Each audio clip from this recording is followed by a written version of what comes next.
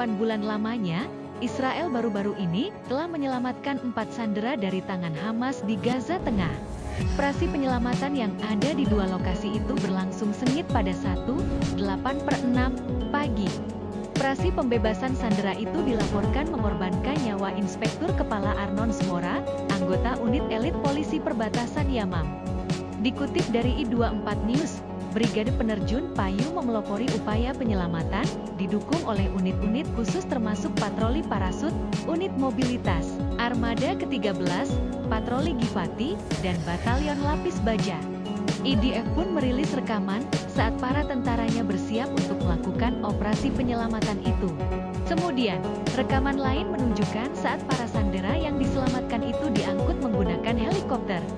4 sandera yang ditahan Hamas pun berhasil diselamatkan dalam operasi Arnon. Mereka berhasil keluar dari Gaza setelah 245 hari disandera. Kemudian, pada sorenya, IDF membawa para sandera menaiki helikopter penyelamat dan dibawa keluar dari Gaza. IDF juga merilis video yang menunjukkan para sandera menaiki helikopter Yasur. Adapun sandera yang naik helikopter penyelamat adalah Shlomi Ziv, Andriy Kozlov, dan Almog Merjan. Mereka dibebaskan bersama dengan Noah Argamani di hari yang sama.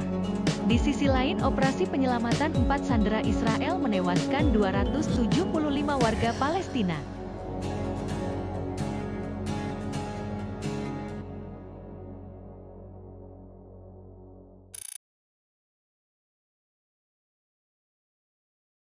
Download Tribun X sekarang, menghadirkan lokal menjadi Indonesia.